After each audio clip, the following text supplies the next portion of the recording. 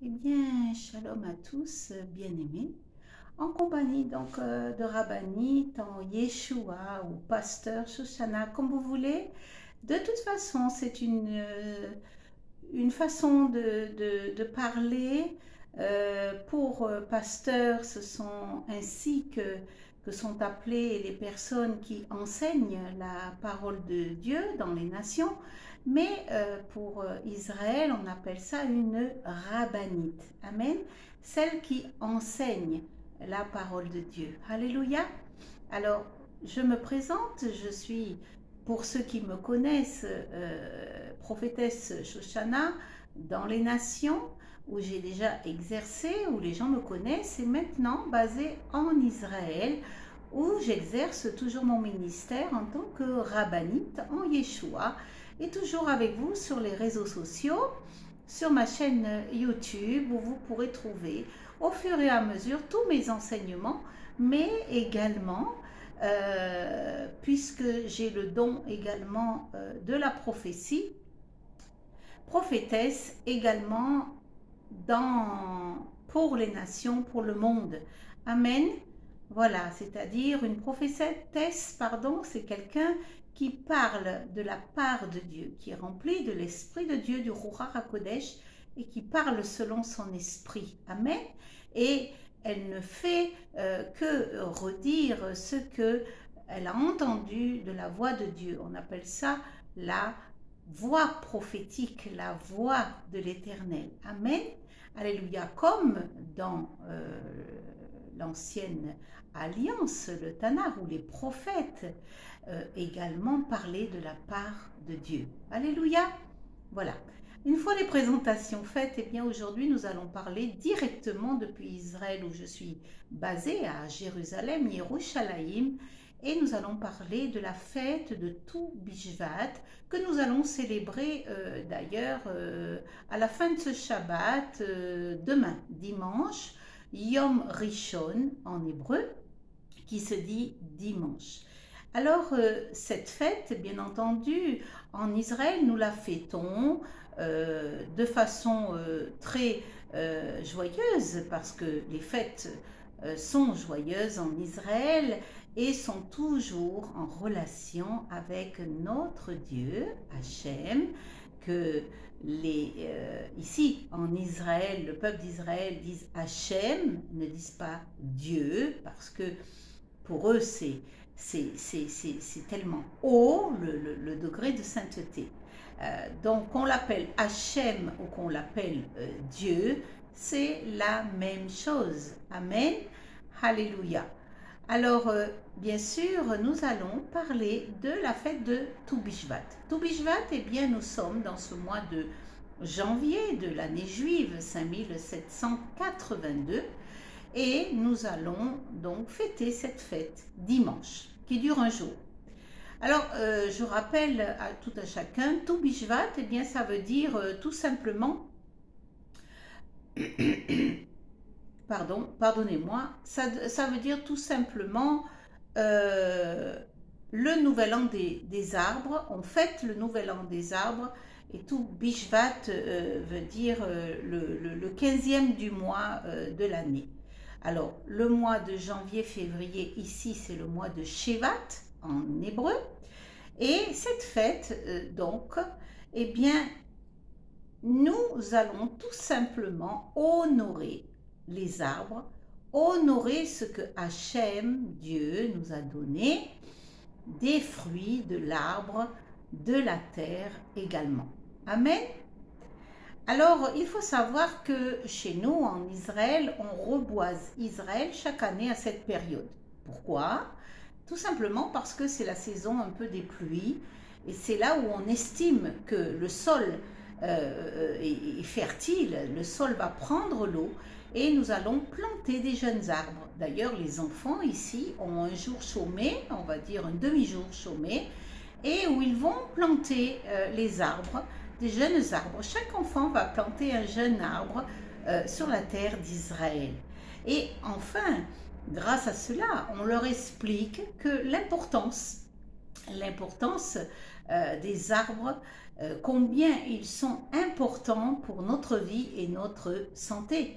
Et également, pour nous, également adultes que nous sommes, il est important de préserver la nature, les forêts, parce qu'ils sont un oxygène pour nous, les humains, sur la terre. Amen. Alors, bien sûr, je voudrais dire que cette fête n'est pas biblique. Elle n'est pas biblique, mais elle est très ancienne. Et pour parler un petit peu de ces arbres, eh bien, on peut voir que l'arbre, d'une façon naturelle, je parlerai, hein, je parle d'une façon naturelle, dans le monde, l'arbre, les feuilles des arbres, les fleurs des arbres, nous servent dans ce monde à faire des préparations pharmaceutiques et ce sont des remèdes, n'est-ce pas, qui sont vendus pour notre corps, pour tous ces bienfaits.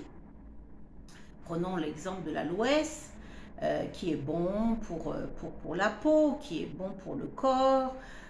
Prenons toutes sortes de plantes qui sont bonnes et des fleurs également qui sont bonnes pour notre corps. Exemple, les tisanes qui sont faites également. Voilà. Et d'autres, bien sûr, produits pharmaceutiques. Mais au-delà de ça, il y a bien sûr le bois. L'arbre contient du bois. Et le bois, il va servir à la construction de maisons, au fait. Il va construire à la construction de certains meubles que nous avons dans nos maisons. Il va servir également, on construit avec le bois du papier. On fait des tas de choses avec le bois. On se réchauffe avec le bois également. Lorsqu'on brûle du bois, eh bien, ça nous réchauffe. Donc, le bois a une fonction, l'arbre, donc, a une fonction primordiale également dans ce monde. C'est pourquoi, chez nous, en Eret Israël, nous plantons chaque année un jeune arbre en Israël, quel que soit l'arbre, que ce soit un arbre fruitier, que ce soit un arbre qui va donner des fruits ou qui va donner toutes sortes d'autres choses, nous plantons cela en Israël. Amen. Alors, bien sûr, l'arbre, vous l'avez compris, améliore évidemment notre vie quotidienne. Il améliore notre vie, notre santé sur la terre. Alors, un exemple que j'aimerais aller prendre avec vous, eh bien, c'est dans le livre Bereshit. Bereshit, c'est-à-dire le livre du commencement, qui veut dire la Genèse également. Bereshit, qui veut dire commencement en hébreu, mais également appelé le livre de la Genèse pour les croyants des nations. Alors, nous allons nous référer à la parole de Dieu. Je vous ai expliqué la signification de l'arbre telle qu'elle est du monde, dans le monde. Mais il y a une explication spirituelle qui est donnée également dans la Bible. Amen. Non pas de la fête, je ne parle pas de la fête de Tou Bishvat, mais je veux vous parler de l'arbre. Aujourd'hui, mon sujet, c'est l'arbre et ce que Dieu, Hachem, a dit. Amen. Parce que cette terre, elle n'est pas faite, elle n'est pas venue comme cela, mes amis, mes bien-aimés. Elle est venue parce que Hachem, Dieu, l'a faite. La terre, c'est Dieu qui a créé le monde. La terre et tout ce qu'elle contient, c'est Hachem. Amen. Et cela, nous le voyons dans la parole de Dieu. Alléluia. La parole de Hachem. Alors, nous le trouvons aussi bien dans tout le Tanakh, et nous voyons l'arbre également, finalement, du début à la fin de la Bible. Le Tanakh plus la Berit Hadasha, c'est-à-dire l'Ancienne Alliance plus la Nouvelle Alliance, nous donne la Bible entière. Et dans cette Bible entière, nous avons la révélation dès le commencement de l'arbre. Et dans le livre de la Révélation, c'est-à-dire le livre Apocalypse, dans la Berit Hadasha, nous avons toujours la révélation de l'arbre, qui veut dire que cet arbre, il est important, mes bien-aimés. Prophétiquement, spirituellement, il est important. Alléluia. Il y a toujours des révélations que notre Dieu Hachem nous révèle dans sa parole. Alléluia. Alors, nous allons voir déjà l'arbre. Dieu a dit dans le livre de la Genèse, qu'est-ce qu'a dit Dieu? Vous prenez avec moi le livre de la Genèse au chapitre 1 et vous allez au verset 11. Et là, vous pouvez voir qu'il est écrit ceci. Il est écrit ceci, bien-aimés. Dieu dit que la terre donne de la verdure, de l'herbe porteuse, de semences, des arbres fruitiers qui portent sur la terre du fruit selon leur espèce et qui ont en eux leur semence. Alléluia. Alléluia, bien-aimés. Vous voyez que Dieu a créé sur la terre les arbres fruitiers. Nous allons donc comprendre, bien sûr, que tout Bishvat, eh bien, c'est ce moment où nous allons préparer un plateau qui s'appelle un seder, le seder de tout Bishvat, c'est-à-dire un ordre de tout Bishvat. Et sur ce plateau, tout simplement, nous allons mettre quelques arbres fruitiers, les fruits du moins, pas les arbres, mais les fruits de ces arbres fruitiers, pour nous rappeler l'importance des fruits de l'arbre sur la terre. Amen. Alors, en cela, eh bien, nous avons ce passage notamment dans le livre d'Evarim. Le livre d'Evarim qui se trouve, Deutéronome, pardon, pour les francophones, Deutéronome, d'Evarim 8, chapitre 8, verset 8. Alléluia. Et là, nous pouvons lire dans ce passage, donc une fois que Dieu a créé les fruits sur la terre, les arbres qui portent du fruit, eh bien, lorsque notre peuple, le peuple d'Israël, est rentré dans ce pays promis que Dieu, là aussi, lui a donné, rappelons-nous, après la sortie d'Égypte, après que Moïse ait fait sortir, Moshe ait fait sortir notre peuple d'Égypte, eh bien, il est rentré dans le pays de Canaan, le pays où coule le lait et le miel, a dit Dieu, a dit Hachem. Et là, Dieu, dans le verset de Deutéronome, chapitre 8, verset 8, voilà ce que a dit Dieu, voilà ce que a dit Hachem. Alors, qu'a dit Hachem? Qu'a dit Hachem?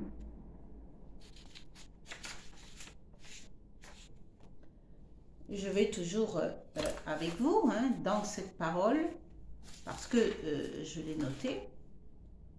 Voilà ce que Hachem a dit à notre peuple. Parce qu'il faut savoir que Israël appartient au peuple juif, au peuple israélite.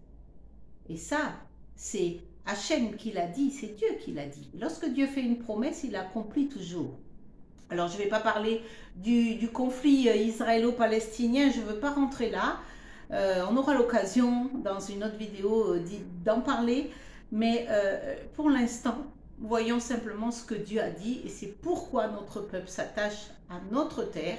Et c'est pourquoi les enfants de Sion, notamment les sionistes, défendent extrêmement leur terre. Et d'ailleurs, ce sont souvent les sionistes également qui plantent un jeune arbre en Israël. Parce que les sionistes, ce sont des personnes, des juifs, et quelquefois des non-juifs, on les appelle les sionistes. Ils ont une kippa d'ailleurs différente de la kippa traditionnelle. Elle est au crochet pour montrer la nature.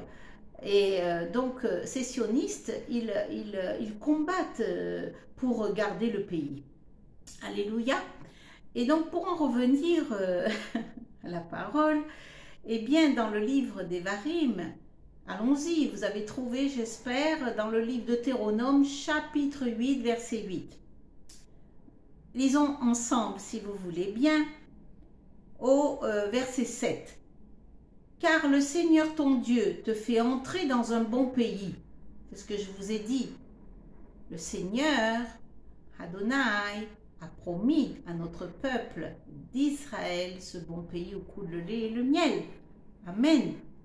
Et qu'est-ce qu'il a ajouté, notre Seigneur? Je te fais rentrer dans un bon pays, un pays de froment, d'orge, de vignes, de figuiers et de grenadiers, un pays d'huile d'olive et de miel. Un pays où tu mangeras sans avoir à te rationner, où tu ne manqueras de rien. Alléluia. Et il est vrai que chez nous, en Israël, nous ne manquons de rien. La vérité, nous ne manquons de rien. Ici, il y a en abondance des fruits, des excellents arbres fruitiers.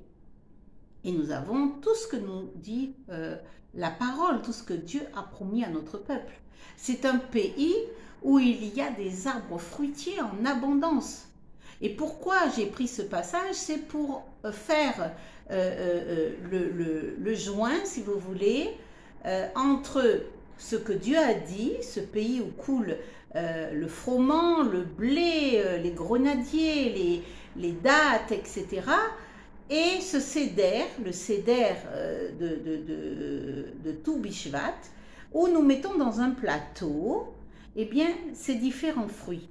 Nous y plaçons notamment, eh bien, le blé. Nous allons avoir du blé, c'est-à-dire le blé, il peut représenter l'orge, il peut représenter la farine. Vous voyez, ce sont tout ce qui est à base on peut faire avec des gâteaux, vous voyez, à tout Bishvat, voilà. Et tout ce qui représente un petit peu, alors, sur ce séder, du blé, de l'orge, nous allons avoir des olives, parce que Dieu a dit, je te fais rentrer dans un pays où il y aura des olives.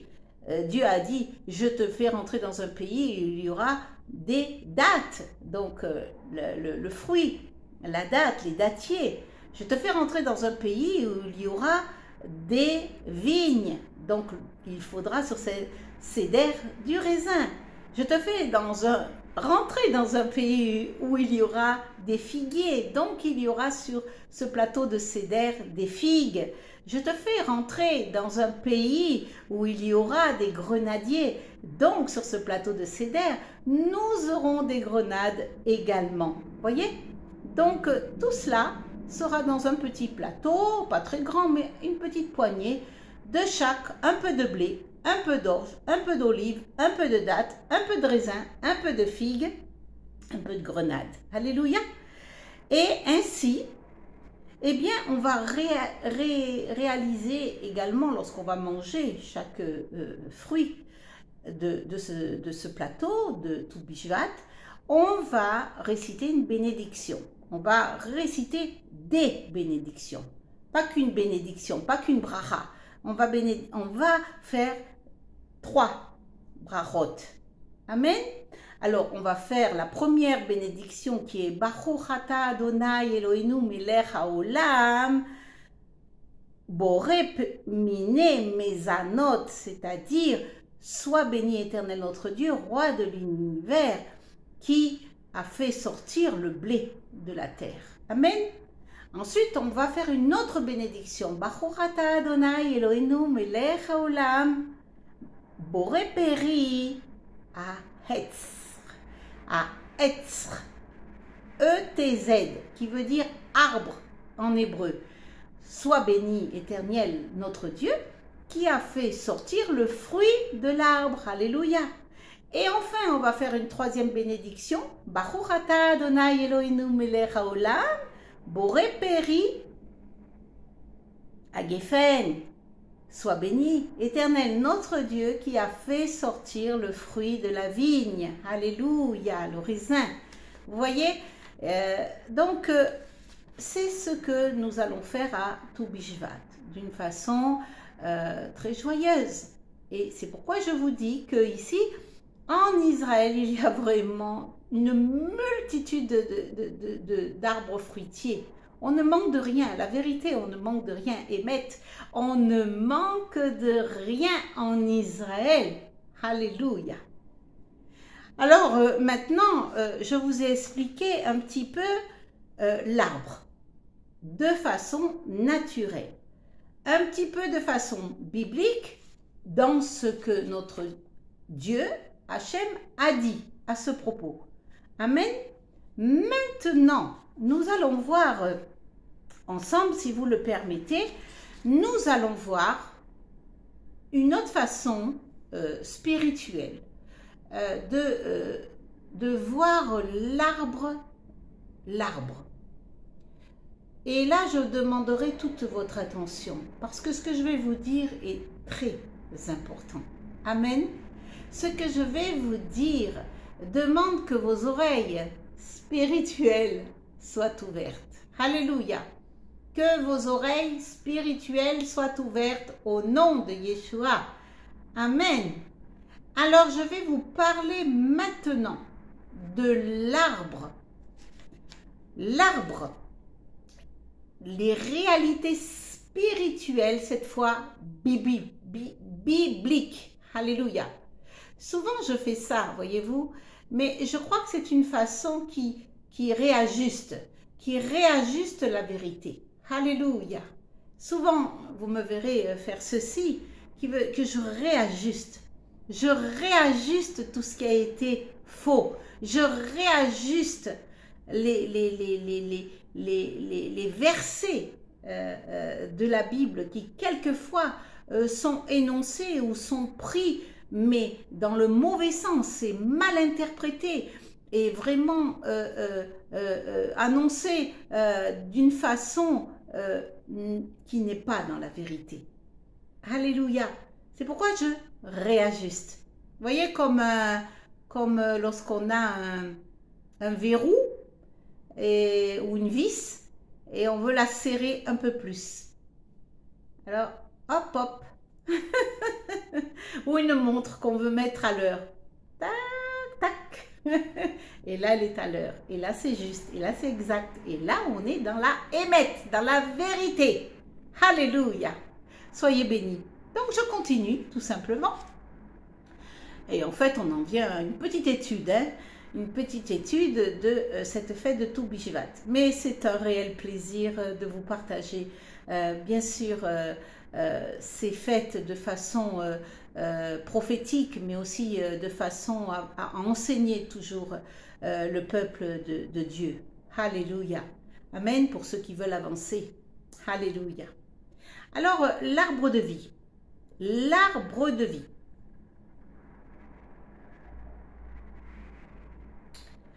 Alors, comment je vais en parler? Eh bien, déjà, je vais vous en parler par les prophètes. Les prophètes. Allons dans le livre des prophètes, dans le livre des Tehillim. Et voyons déjà comment les prophètes parlaient de l'arbre. Parce que, voyez-vous, les prophètes, eh bien, ils se servaient réellement comme image, on va dire, comme image.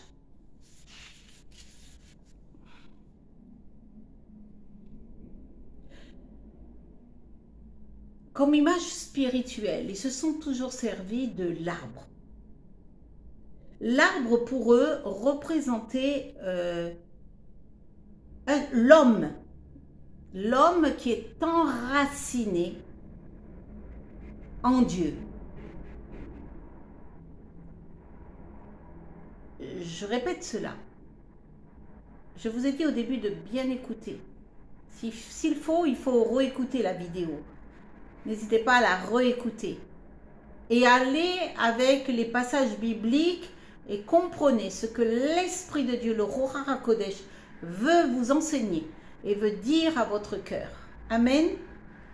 Et peut-être toi, mon ami juif, tu vas avoir la révélation que Yeshua est le Messie. Amen. Alors regarde, les prophètes prenaient comme exemple l'arbre pour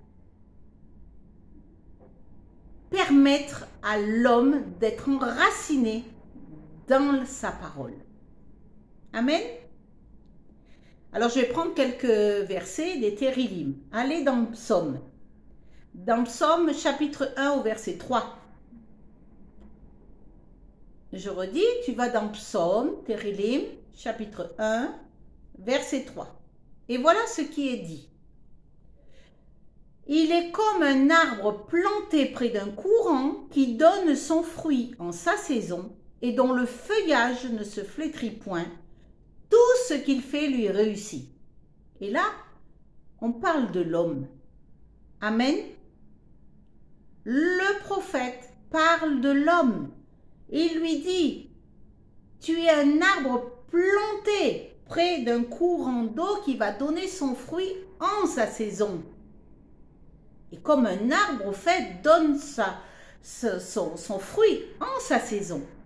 L'homme également, en Dieu, va donner son fruit en sa saison, ou ses fruits en leur saison.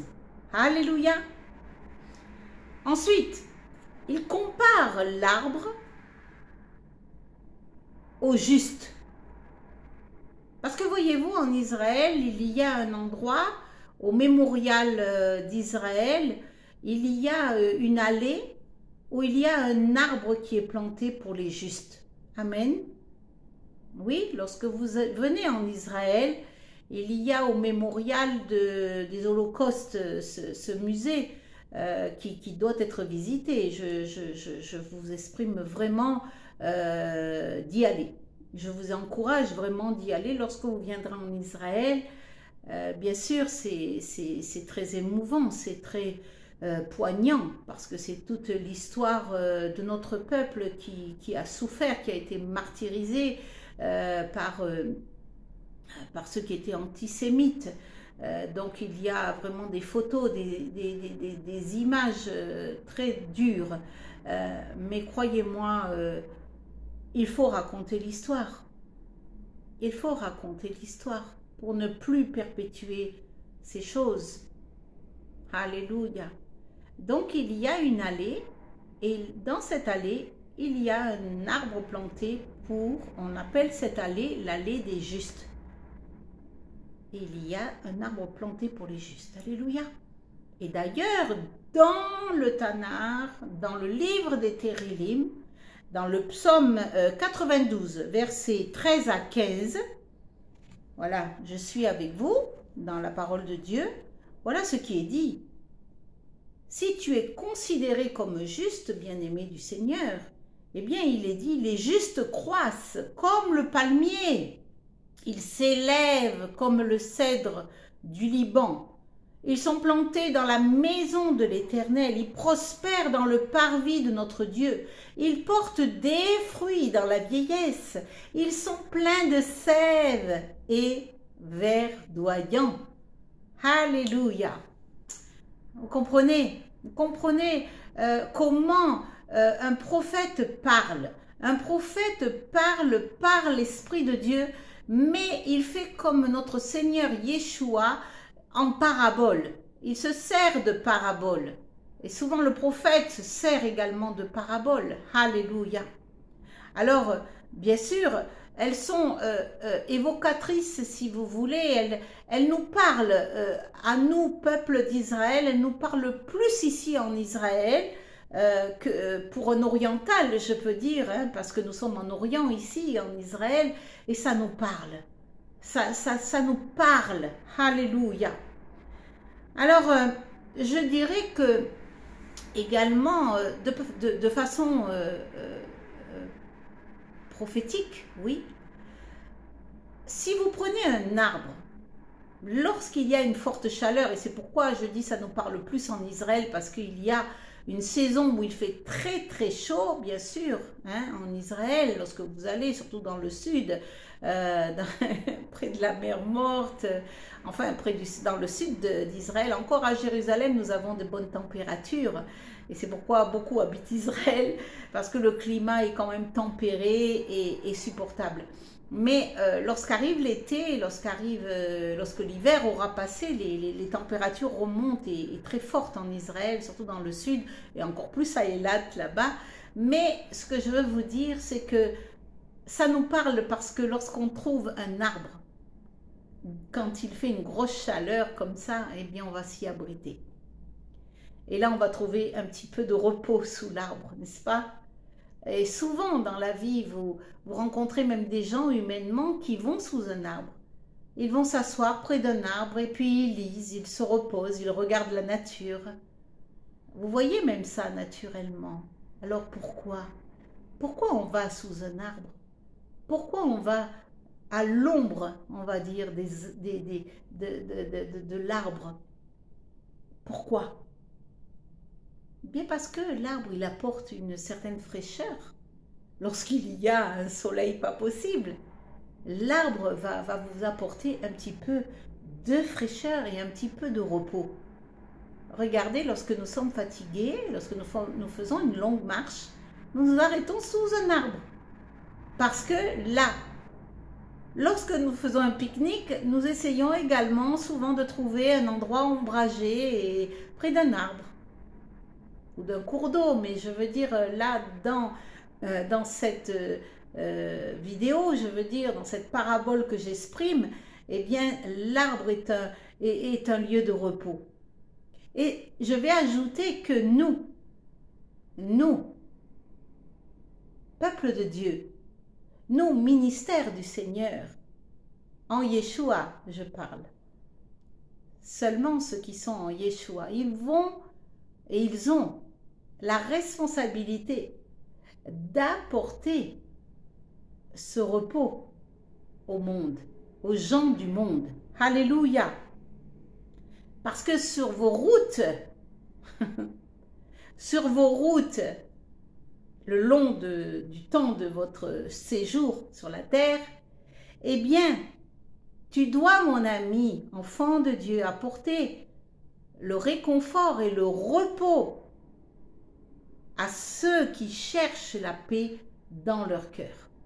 Amen. Et ce repos, cet arbre, n'est autre que notre Seigneur Yeshua. Alors, écoute bien, il faut vraiment bien suivre ce que je suis en train de dire prophétiquement. L'arbre est également notre Seigneur Yeshua. L'arbre est, rappelle-toi, notre Seigneur Yeshua, mort au bois. Ici, pour parler à mon peuple, à notre peuple d'Israël, nous avons besoin de leur parler du bois, non pas de la croix. La croix, ça leur rappelle trop les croisades et tout ce qui a été contre notre peuple, l'antisémitisme au fait. Voilà.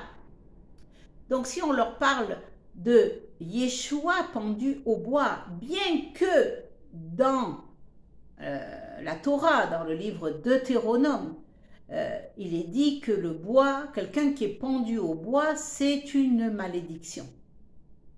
Cela nous le trouvons nous le trouvons dans Deutéronome. Bon, j'ai plus noté le passage. Si, Devarim, vous allez le trouver dans le livre Devarim, chapitre 21. Voilà. Il est dit que c'est un objet de malédiction pour celui qui est pendu au bois. Mais nous, en Yeshua, à Mashiach, ce bois, eh bien, nous avons qui représente pour nous le symbole de la vie et non de la mort. Pour nous croyants en Yeshua. Alléluia. Et là, tout en faisant cette étude, ce thème, il me venait Moïse. Moïse qui, lui, lorsque il a été délivré notre peuple en Égypte, lorsque Hachem, Dieu, lui a ordonné d'aller délivrer notre peuple en Égypte, Moshe avait, rappelez-vous, ce bâton. Il avait le bâton. Et le bâton, il était en bois. Ce que je veux dire par là, c'est que le bois, le bâton de Moïse représente Yeshua. Alléluia. Et lorsque Moïse a pointé, a tendu le bâton, parce qu'il y avait derrière les Romains qui étaient là, d'Égypte, les Égyptiens, toute l'armée égyptienne qui voulait les rattraper, parce que Pharaon a dit, allez-y, partez, peuple d'Israël. Mais ensuite il est revenu et il a ordonné à toute sa cavalerie égyptienne de poursuivre le peuple pour le tuer, pour l'exterminer, regrettant son accord, sa libération. Mais voyez-vous, qu'a fait Hachem? Parce que Dieu, Hachem, avait mandaté Moshe. Il avait mandaté Moshe pour délivrer notre peuple d'Israël. Alléluia. Et Moshe, qu'a dit Hachem à Moshe? Qu'a dit Dieu à Moïse? Il lui a dit, élève le bâton vers la mer Rouge. Et lorsque Moïse a étendu le bâton vers la mer Rouge, alors la mer Rouge s'est séparée en deux. Les eaux se sont séparées et ont laissé passer notre peuple. Alléluia. Je veux te dire par là prophétiquement que le bâton, l'arbre annoncé était déjà Yeshua. Alléluia. Gloire à toi Seigneur pour encore cette révélation dans l'Esprit de Dieu. Révélée à ton peuple, révélée à tes enfants. Alléluia. Comme quoi la fête de Tou Bishvat, même si elle n'est pas biblique, nous en comprenons la révélation spirituelle et prophétique dans le Tanar et dans la Berit Hadasha. Amen. Alléluia. Alors, il y a encore autre chose que j'aimerais vous partager. C'est aussi l'histoire de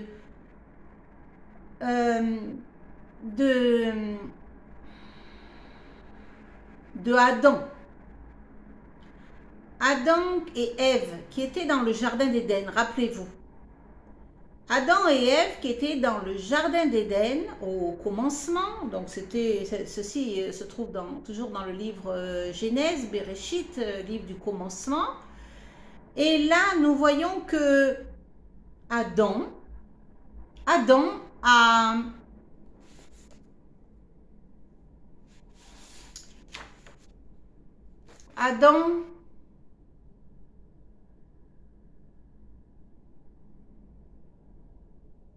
a désobéi au Seigneur. Adam, lorsque le serpent, nous savons bien que c'est l'ennemi de nos âmes, s'est présenté à Adam pour lui faire connaître l'arbre de la vie,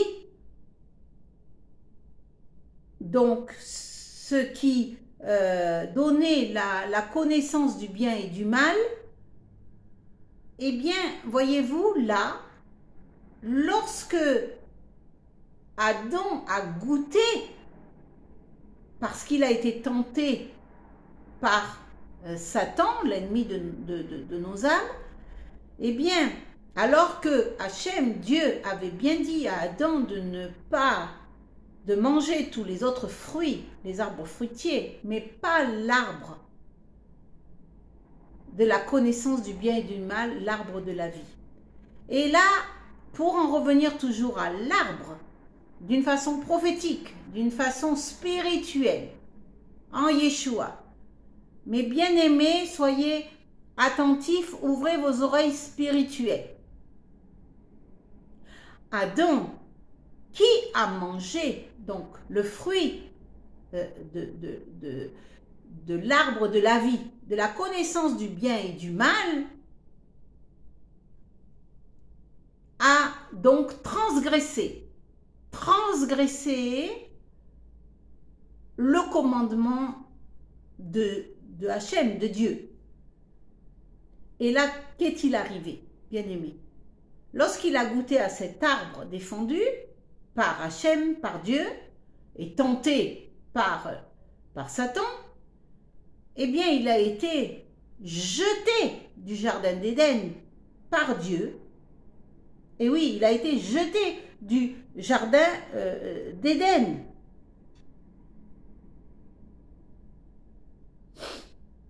Et ainsi, il n'a plus eu accès à l'arbre de la vie et à ses fruits. Comprenez bien, Adam, lorsqu'il a désobéi à Hachem, à Dieu, et qu'il a obéi au diable, il s'est privé de l'arbre de la vie et de ses fruits. Et jusqu'à présent, d'ailleurs, jusqu'à présent.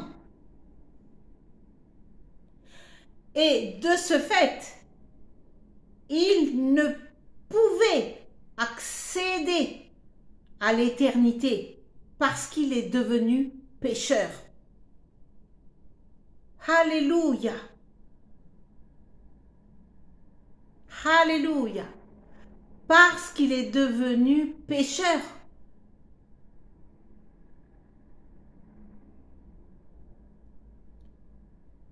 Jusqu'à ce jour, ce que je veux vous faire comprendre, c'est que l'arbre, la signification de l'arbre est tellement importante, bien-aimés, tellement importante.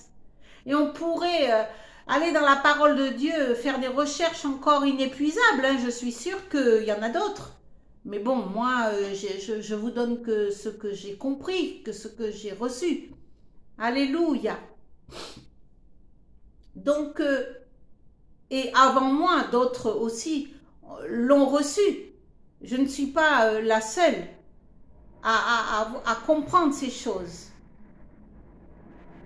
Mais je veux vous exprimer l'importance de l'arbre. Cet arbre de vie. Cet arbre de vie que je vous ai dit auparavant que c'était autre que notre Seigneur Yeshua. Fait malédiction pour les hommes. Fait malédiction pour les hommes. Fait malédiction pour notre peuple d'Israël. Mais qui nous donne la vie éternelle, qui nous donne la bénédiction éternelle en Yeshua. Amen. Je continue. L'arbre de vie. Nous le retrouvons dans le passage Apocalypse, le dernier livre de la Bible, la Révélation, la Berit Hadasha, le dernier livre. Là, nous trouvons la nouvelle Jérusalem céleste. Amen. Et qu'est-ce qui nous est dit dans la nouvelle Jérusalem céleste?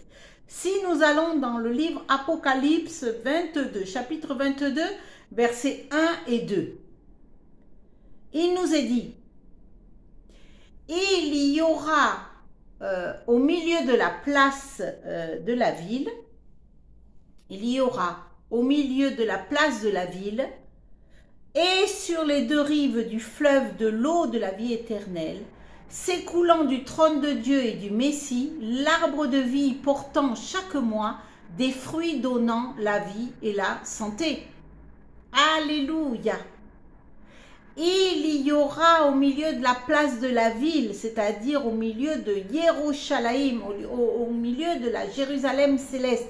Non pas la Jérusalem ici-bas, elle est imparfaite. Elle est imparfaite, elle est impure. Elle est encore impure. Le monde entier est impur.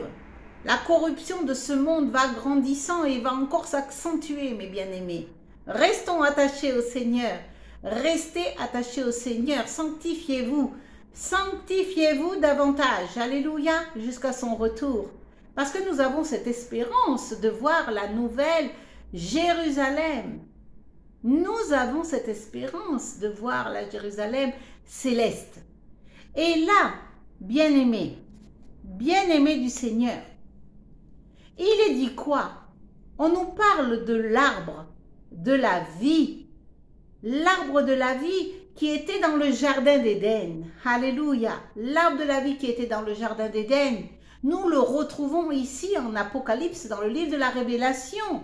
Et il sera de nouveau là-haut. Nous retrouverons l'arbre de la vie. Et là, bien-aimés du Seigneur, tous ceux qui auront accepté le Seigneur Yeshua HaMashiach, Messie et Goël d'Israël, tous ceux dans les nations qui auront également accepté Jésus, il l'appelle Jésus dans les nations, c'est pas important, hein? Yeshua, Jésus, là encore, Jésus pour les nations, Yeshua pour notre peuple d'Israël, c'est pas très important. Moi, je dis à mon peuple simplement d'accepter le Seigneur Yeshua pendant qu'il se trouve encore bien-aimé, amis juifs, amis, nation d'Israël, ma nation, mon peuple, je te dis, reçois Yeshua Mashiach, Messie et Goël d'Israël, afin que cet arbre de vie, cet arbre, l'arbre fruitier que nous fêtons à tout Bishvat, devienne vraiment une vie en toi et sera une vie en toi lors de la vie éternelle dans la nouvelle Jérusalem, parce que il y a un après, il y a 1000 ans de paix avec notre Seigneur. N'oublie pas ça, bien-aimé de la nation d'Israël, d'où je suis issu. Alléluia, moi israélite aussi. Je te parle de tout mon cœur, de toute mon âme et de toute ma pensée. Reçois Yeshua, Mashiach, Messie et Goël d'Israël et comprends l'importance de la fête de tout Bishvat également, même si ce n'est pas une fête qui est pour nous ici très importante, si ce n'est de donner du fruit de l'abondance sur la terre, ici-bas. Mais moi, je t'apporte cette signification spirituelle de l'arbre de vie, de l'arbre qui donnera ses fruits et dont tu pourras manger, dont tu